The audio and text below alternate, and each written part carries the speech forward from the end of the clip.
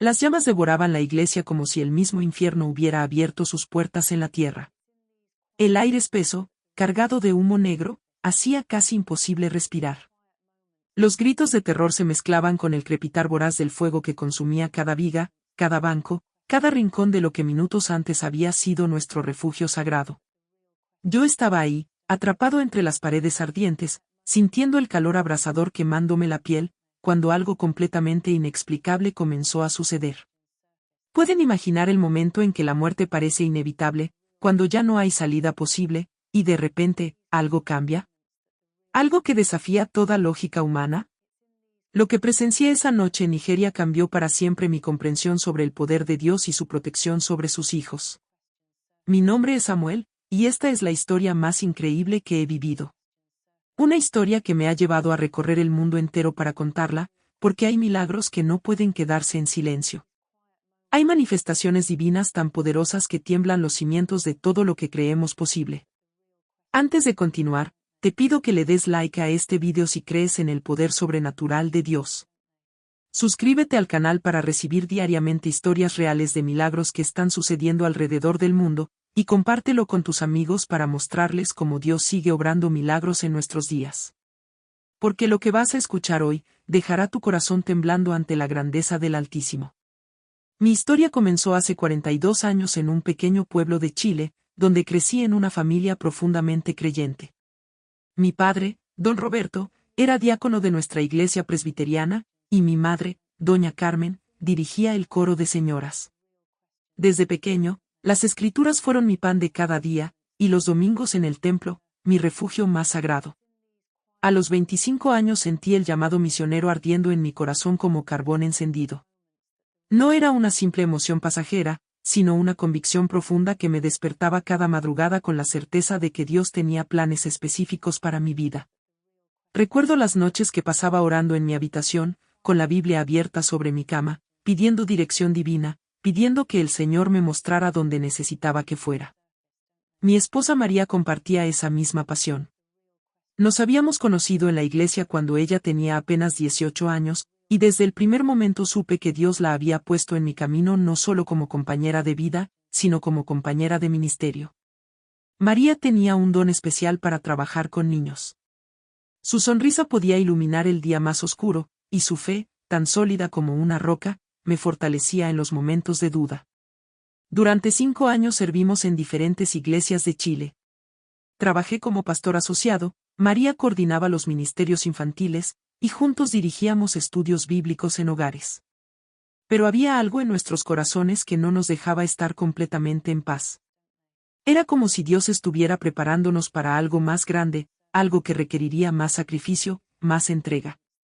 Mis días comenzaban a las 5 de la mañana con oración y lectura bíblica.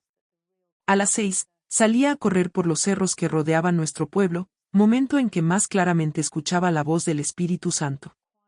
Durante esas caminatas matutinas, con el aire fresco llenando mis pulmones y el amanecer pintando el cielo de colores imposibles, Dios fue grabando en mi corazón el nombre de un continente, África. Al principio pensé que eran solo imaginaciones mías. ¿Cómo íbamos a dejar todo, nuestra familia, nuestros amigos, nuestra comodidad, para irnos a un lugar tan lejano y desconocido? Pero la convicción se hacía más fuerte cada día. Durante los cultos, cuando predicaba, sentía como si mis palabras fueran preparación para algo más grande. Cuando visitaba enfermos en los hospitales, cuando consolaba familias en duelo, cuando celebraba bodas o bautizos, había siempre esa voz interna diciéndome, esto es solo el entrenamiento, Samuel. Te estoy preparando para algo más. María comenzó a tener sueños. Sueños con niños de piel oscura que extendían sus manitas pidiendo ayuda, sueños con iglesias llenas de personas que cantaban con una alegría que traspasaba las barreras del idioma, sueños con nosotros caminando por tierras rojas bajo un sol intenso. Cuando me contaba estos sueños, yo sentía como si el Espíritu Santo estuviera confirmando lo que ya estaba escribiendo en mi corazón. Después de 2 años de oración, preparación y trámites que parecían interminables, finalmente llegamos a Nigeria en marzo del 2019. El impacto fue inmediato y abrumador. El aeropuerto de Lagos bullía de vida, vendedores ambulantes, familias enteras despidiendo o recibiendo a sus seres queridos, el sonido constante de diferentes dialectos mezclándose con inglés, el aroma intenso de especias y comida local flotando en el aire húmedo y caliente. Nuestro destino era Kaduna, una ciudad en el centro norte del país, conocida por ser un punto de encuentro entre el norte musulmán y el sur cristiano.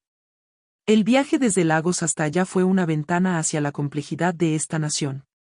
Pasamos por megalópolis modernas con rascacielos y centros comerciales, luego por pueblos rurales donde las casas de adobe se extendían hasta perderse en el horizonte, y finalmente por regiones semidesérticas donde la vida parecía brotar milagrosamente de la tierra seca.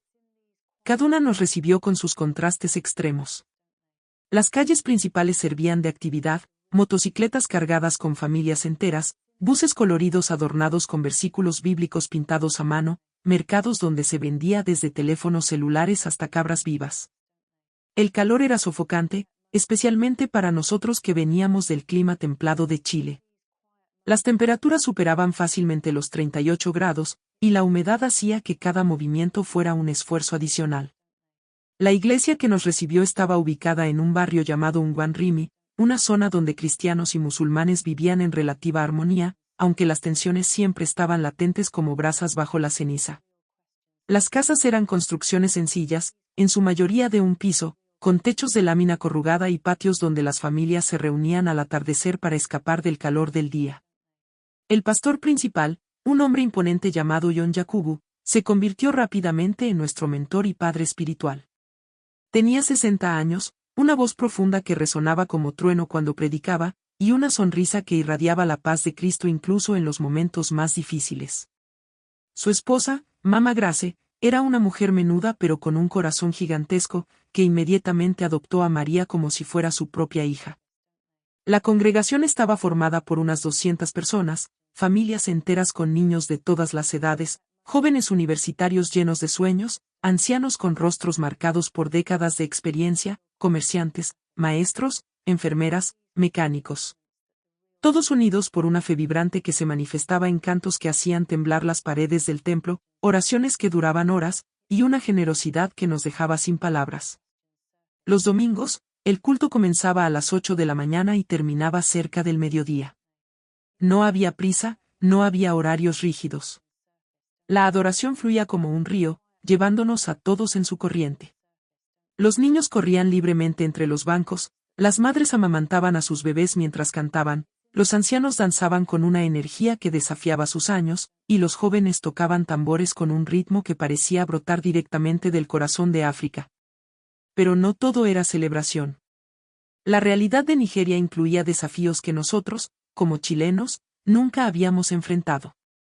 Los cortes de luz eran diarios, el agua no siempre llegaba a las casas, y las tensiones religiosas y étnicas creaban una atmósfera de incertidumbre constante. Era común escuchar historias de enfrentamientos entre comunidades, de iglesias que habían sido atacadas, de familias que habían perdido todo por su fe. Todo cambió la noche del 15 de octubre del 2019. Era un martes como cualquier otro, y habíamos organizado una vigilia de oración especial. La iglesia estaba llena hasta reventar, con casi 300 personas reunidas para clamar por la paz en la región. Las tensiones habían aumentado en las últimas semanas debido a conflictos por tierras entre pastores fulani y agricultores cristianos en comunidades cercanas. Recuerdo vívidamente esa tarde. El aire estaba cargado de electricidad, como si una tormenta se aproximara, aunque el cielo permanecía despejado. María había estado inquieta todo el día, con una sensación extraña que no lograba explicar. Samuel, me había dicho durante el almuerzo, siento como si algo fuera a pasar. No sé qué, pero tengo una opresión en el pecho que no se me quita. Le sugerí que oráramos juntos, y lo hicimos, pero esa sensación no se fue. La vigilia comenzó a las 7 de la noche. Pastor John había decidido basar su mensaje en el Salmo 91, el que habita al abrigo del Altísimo morará bajo la sombra del Omnipotente. Qué ironía tan dolorosa resultarían siendo esas palabras pocas horas después. Los cantos se elevaban hacia el techo de lámina, las voces se mezclaban en armonías perfectas que parecían abrir el cielo mismo.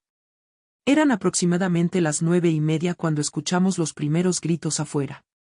Al principio pensamos que era alguna celebración en el barrio, pero los gritos se intensificaron y comenzamos a percibir un olor extraño, el olor de la gasolina. Pastor Ion levantó la mano pidiendo silencio, y en ese momento de quietud, escuchamos algo que heló nuestra sangre, voces gritando en Hausa, quemen a los infieles. Alá es grande. El pánico comenzó a extenderse por la congregación como fuego en pasto seco. Las madres apretaron a sus hijos contra sus pechos, los ancianos comenzaron a orar en voz alta, los jóvenes se dirigieron hacia las ventanas para ver qué estaba pasando. Yo corrí hacia la puerta principal, pero cuando la abrí, lo que vi me dejó paralizado de horror. Una multitud de al menos 50 hombres armados con machetes, palos y bidones de combustible rodeaba completamente la iglesia.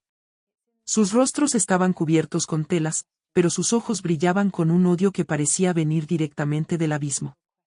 Algunos ya habían comenzado a derramar gasolina alrededor del perímetro del edificio, mientras otros bloqueaban todas las salidas posibles. «Cierre la puerta», gritó Pastor Ion, pero ya era demasiado tarde. Los atacantes se precipitaron hacia el interior del templo como una avalancha humana. El sonido de vidrios rompiéndose se mezcló con los gritos de terror de las mujeres y los llantos desesperados de los niños. El olor a gasolina se hizo cada vez más intenso, quemando nuestros ojos y garganta. En cuestión de minutos, nos encontramos completamente atrapados. Los atacantes habían cerrado todas las puertas desde afuera y continuaban derramando combustible por las ventanas.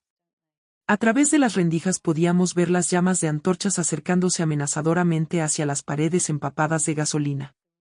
María se aferró a mi brazo con una fuerza que jamás había sentido en ella. Sus ojos, normalmente tan serenos, reflejaban un terror puro. «Samuel», me susurró con voz quebrada, «vamos a morir aquí». No supe qué responderle.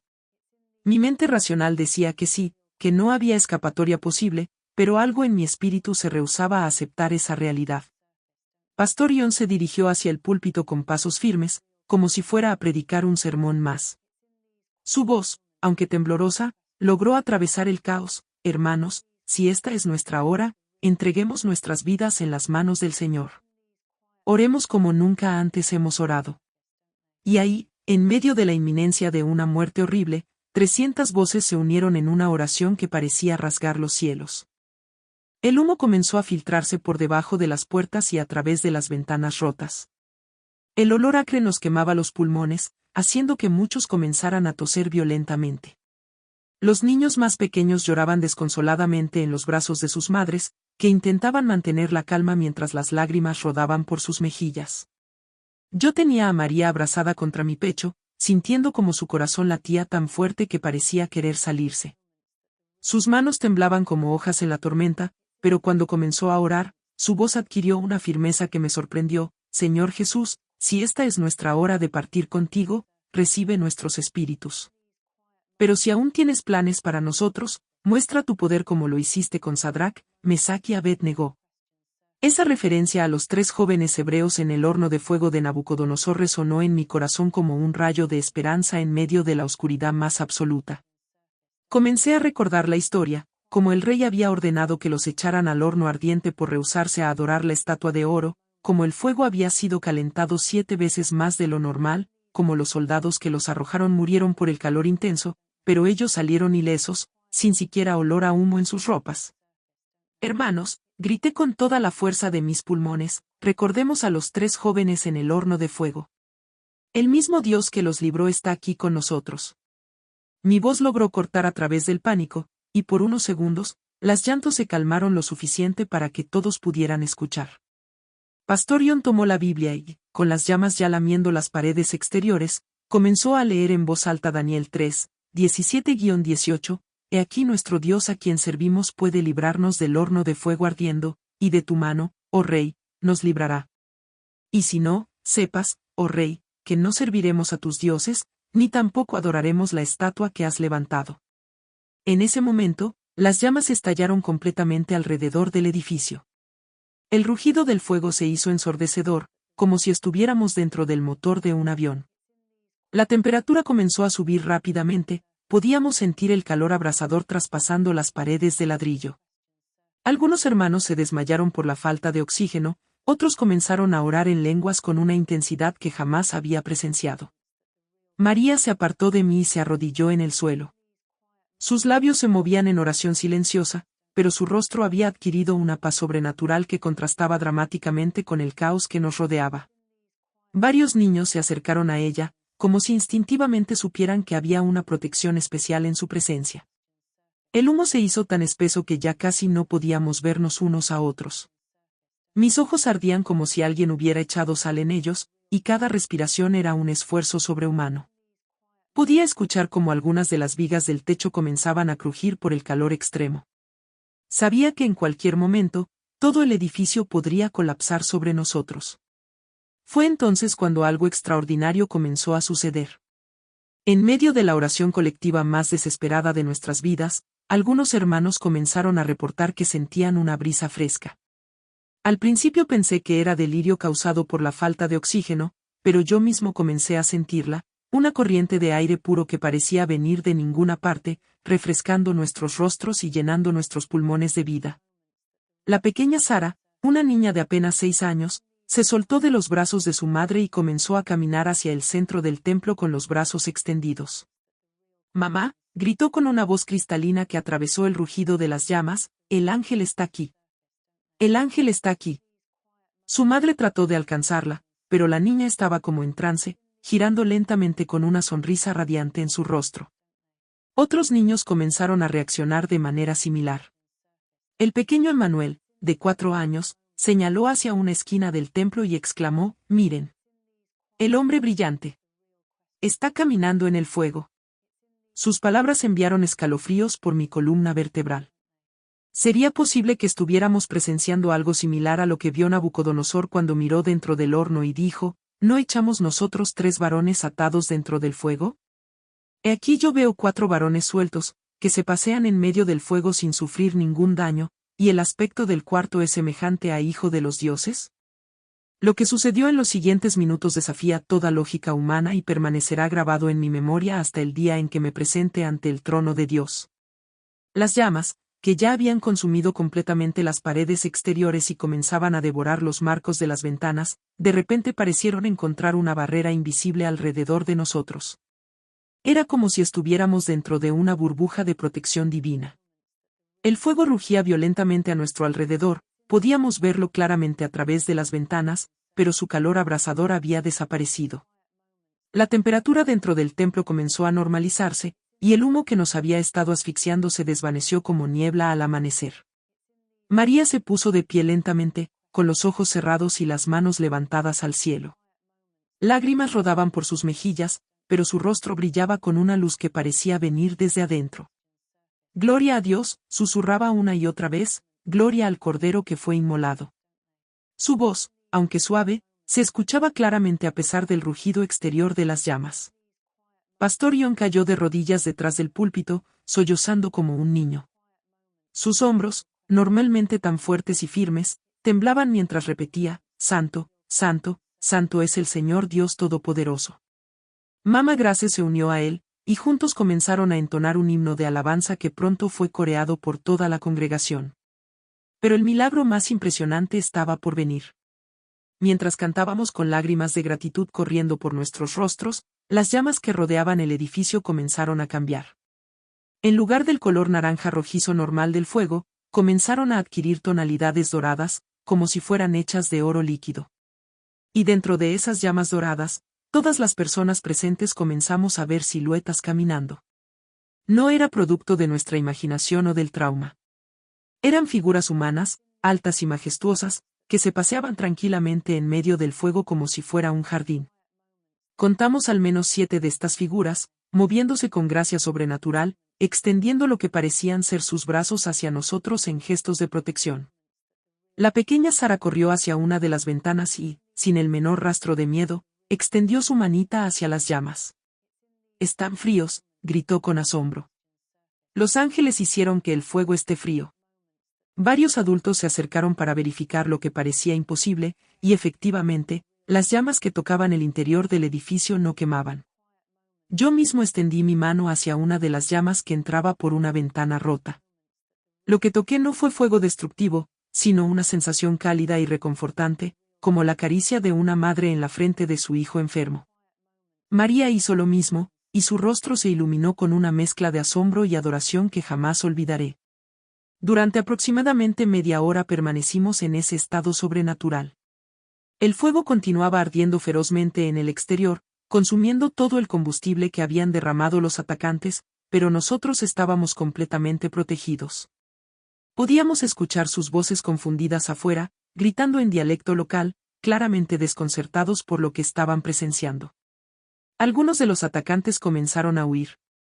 A través de las ventanas los veíamos corriendo despavoridos, tropezando unos con otros en su desesperación por alejarse del lugar. Los que permanecían parecían estar en shock, observando incrédulos cómo el edificio permanecía intacto a pesar de estar completamente envuelto en llamas. Finalmente, las llamas comenzaron a apagarse gradualmente, no porque se hubiera acabado el combustible, sino porque parecían estar siendo extinguidas por una fuerza invisible. En cuestión de minutos, lo que había sido un infierno ardiente se convirtió en una quietud sobrenatural. El silencio que siguió era tan profundo que podíamos escuchar nuestros propios latidos. Cuando Pastor John se dirigió hacia la puerta principal y la abrió, lo que encontramos afuera confirmó la magnitud del milagro. Todo alrededor del edificio estaba carbonizado, los árboles, la hierba, incluso las piedras del suelo mostraban señales de haber estado expuestas a un calor extremo. Pero la iglesia, nuestro refugio, permanecía completamente intacta, sin siquiera una marca de humo en sus paredes. Las horas que siguieron a nuestro rescate milagroso fueron un torbellino de emociones, testimonios y transformaciones que aún hoy, años después, continúan impactando vidas alrededor del mundo. La noticia de lo ocurrido se extendió por toda Nigeria como pólvora, y pronto llegaron periodistas, autoridades gubernamentales, líderes religiosos de diferentes denominaciones, e incluso musulmanes curiosos que querían entender qué había pasado realmente. Los atacantes que no habían huido durante el milagro se encontraban en estado de shock completo. 3 de ellos, que habían sido los líderes del ataque, permanecían sentados en el suelo a unos metros del edificio, mirando fijamente las paredes intactas con expresiones de incredulidad absoluta. Cuando llegó la policía, no opusieron resistencia, parecían estar procesando algo que había quebrado completamente su cosmovisión. El más joven de ellos, un muchacho de apenas 18 años llamado Ibrahim, se acercó a Pastor John con lágrimas en los ojos. Sus palabras, pronunciadas en un inglés entrecortado, resonaron en el corazón de todos los presentes. Pastor, ¿qué clase de Dios es el que ustedes sirven? Nosotros echamos suficiente gasolina para quemar 10 edificios, el fuego ardió por más de una hora, pero su iglesia no se quemó. Y vimos hombres caminando en las llamas. Pastor John, con la sabiduría que solo viene de décadas de caminar con Dios, puso su mano en el hombro del joven y respondió: Hijo, servimos al Dios que salvó a Sadrac, Mesach y Abed-Negó del horno de fuego. El mismo Dios que cerró la boca de los leones para proteger a Daniel. El mismo Dios que resucitó a Jesucristo de entre los muertos. Y es el mismo Dios que te ama a ti también. En los días siguientes, Ibrahim regresó cada mañana a la iglesia. Se sentaba en el último banco, escuchando atentamente cada palabra de las prédicas, haciendo preguntas con la humildad de un niño que aprende a leer. 2 semanas después, en una ceremonia que reunió a más de 1000 personas de diferentes trasfondos religiosos, Ibrahim entregó su vida a Jesucristo y fue bautizado en el río Kaduna. Pero él no fue el único. La noticia del milagro se extendió por las redes sociales, los medios de comunicación locales y el boca a boca con una velocidad asombrosa. Personas de toda Nigeria, y luego de otros países africanos, comenzaron a llegar a nuestra pequeña iglesia en Ungwan Rimi. Venían musulmanes, animistas, agnósticos, todos queriendo escuchar de primera mano el testimonio de lo que había ocurrido. María se convirtió en una evangelista natural. Su testimonio sobre cómo había sentido la presencia de los ángeles y cómo había visto las figuras caminando en las llamas, contado con la sencillez y sinceridad que la caracterizaba, tocaba los corazones más endurecidos. En los siguientes 6 meses, más de 200 personas aceptaron a Cristo después de escuchar su historia. La transformación en la comunidad fue igualmente notable. Las tensiones religiosas que habían estado escalando durante meses se calmaron drásticamente. Líderes musulmanes moderados comenzaron a visitar la iglesia, no para convertirse, pero sí para promover el diálogo y la comprensión mutua. Uno de ellos, el imán de la mezquita más grande de Kaduna, declaró públicamente: lo que pasó en esa iglesia no puede ser explicado por la lógica humana. Debemos respetar el poder del Dios de los cristianos. Para mí, personalmente, el milagro significó una transformación completa de mi ministerio y mi comprensión del poder de Dios. Había leído sobre milagros en la Biblia, había predicado sobre ellos, había orado pidiendo intervención divina, pero nunca había experimentado algo tan tangible, tan innegable, tan poderoso. Durante las semanas siguientes, comencé a documentar meticulosamente cada detalle de lo ocurrido. Entrevisté a cada persona que había estado presente, recopilé testimonios escritos, tomé fotografías del edificio y sus alrededores. Lo que emergió fue un cuadro consistente y verificable de intervención sobrenatural que no podía ser explicado por medios naturales. La pequeña Sara, la niña que había visto primero al ángel, desarrolló un don especial para la oración. Sus padres nos contaron que después del milagro, ella comenzaba a orar por personas enfermas de la comunidad, y muchas de ellas experimentaban sanidades inexplicables. Su fe infantil, purificada por el fuego de aquella noche terrible y gloriosa, se convirtió en un canal de bendición para muchos. 3 años después de los eventos, nuestra pequeña iglesia había crecido a más de 800 personas. Tuvimos que construir un edificio más grande, y curiosamente, decidimos preservar la estructura original como un memorial del milagro. Hoy, personas de todo el mundo vienen a visitar ese lugar santo, a orar en el mismo espacio donde Dios mostró su poder de manera tan dramática. Mientras concluyo este testimonio que ha marcado para siempre mi vida y mi ministerio, no puedo evitar reflexionar sobre la naturaleza de los milagros en nuestros tiempos. Vivimos en una era donde el escepticismo y el materialismo han convencido a muchos de que lo sobrenatural pertenece solo a tiempos bíblicos, que Dios ya no interviene de manera dramática en los asuntos humanos. Pero yo estoy aquí para decirles que están equivocados. El mismo Dios que dividió el Mar Rojo, que hizo caer los muros de Jericó, que resucitó a Lázaro de entre los muertos, sigue siendo el mismo ayer, hoy y por los siglos. Su poder no ha disminuido, su amor por sus hijos no ha cambiado, y su capacidad para intervenir en nuestras circunstancias más desesperantes permanece intacta. Cada vez que cuento esta historia, y ya la he compartido en más de 30 países, veo el mismo efecto en las audiencias, ojos que se llenan de lágrimas, corazones que se abren a la posibilidad de lo imposible, fe que resurge como fénix de las cenizas de la duda.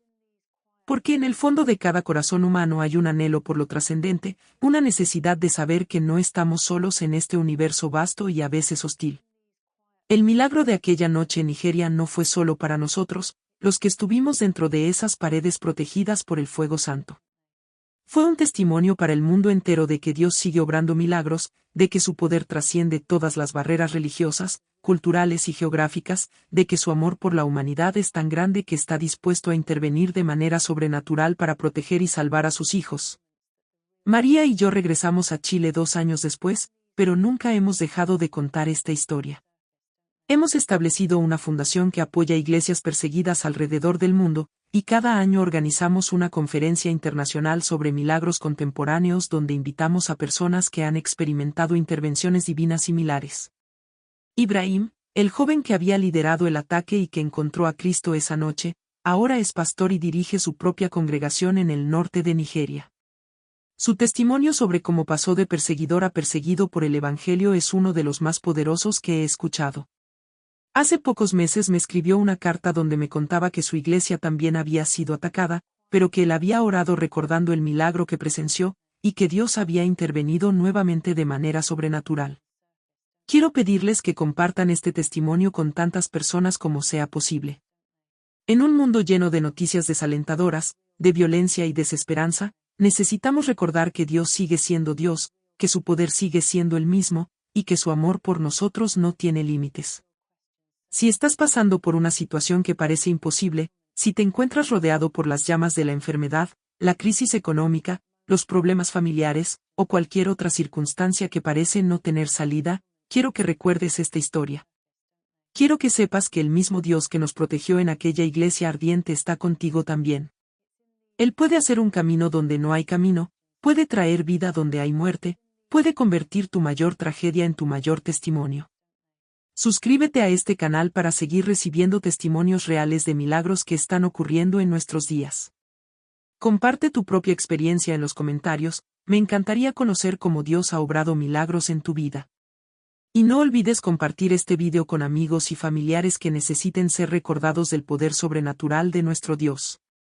Porque al final del día, no importa cuán grandes sean las llamas que te rodeen, no importa cuán imposible parezca tu situación, servimos a un Dios de milagros que puede caminar contigo en medio del fuego y salir sin siquiera olor a humo en tus vestiduras. A Él sea la gloria por los siglos de los siglos. Amén.